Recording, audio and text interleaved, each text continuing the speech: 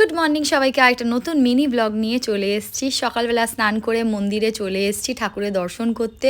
আর ঠাকুরের যা কাজ ছিল সেগুলো করে দিয়েছি, বাল্যসভা দিয়ে দিয়েছি গোপালকে।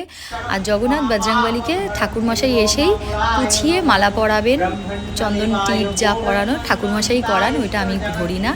আর কালকে বৃষ্টি পড়েছিল, কিছু জামা কাপড় শুকিয়েছিল, কিছু শুকায়নি, সেইগুলোকে রেহানা এই সাইডে আমাদের এই যে ছোটো ছোটো গার্ডেন আছে সেখানে ছাদটাকে পুছে নিয়েছে, তাই চাদর ফেলে সব জামা কাপড়গুলোকে শোকাতে দিয়েছি। ঠাকুরমশাইয়ের পুজো হয়ে গেছে, আমিও চলে এসেছি রান্নাঘরে। তো এখানে আমি মাংস বসিয়ে দিয়েছি প্রেসারে, আর পেঁয়াজ ভেজে নিচ্ছি, মশলা করা হয়ে গেছে।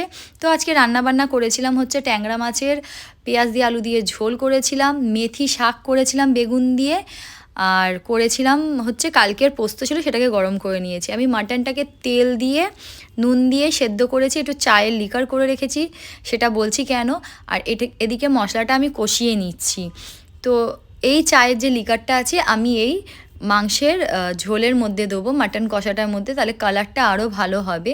তো এদিকে দেখো মাটনের কালারটা খুব সুন্দর হয়ে এসছে। মাটনটাকে আমি এরকমই কষা কষা রাখবো, গ্রেভি রাখবো বেশি করে, কেন অভিরাজ গ্রেভি ভালোবাসে। আর এই হচ্ছে আমার স্যালাড, শসা পেঁয়াজ টমেটো কাঁচা ছোলা দিয়ে আমি এটা খাই। আর প্রচুর গরম লাগছে, বেশি দিনের আর গরম নেই, কেন ঠান্ডা পড়ছে। তো আমার রান্নাঘরে যেহেতু এসি চলে, সবসময় রান্না এসিতে চালিয়ে করা যায় না। তারপরে স্নান করে আবার গা হাত পা ধুয়ে বেরিয়ে গেছিলাম ছেলে মেয়েকে আনতে। আজকে ফ্রাইডে, মানডে দিয়ে এদের সব এক্সাম চালু হবে।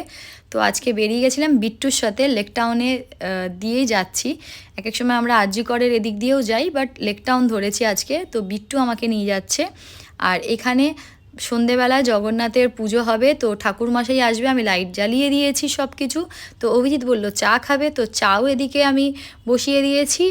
আমি চিনি ছাড়া চা খাবো, আর অনুষ্কা আর অভিজিতের জন্য একটু চিনি দিয়ে করে দিয়েছি। তো অভিজিৎ চা খাওয়ার সময় একটু কিছু নোনতা খোঁজে, তো চানাচুর বা নিমকি বা কোনো কিছু নোনতা জাতীয় স্ন্যাক্স হলে ওর ভালো হয়। তো আজকে ব্লগটা এত অবধি, বাই বাই, গুড নাইট সবাইকে। আরেকটা নতুন ব্লগের সাথে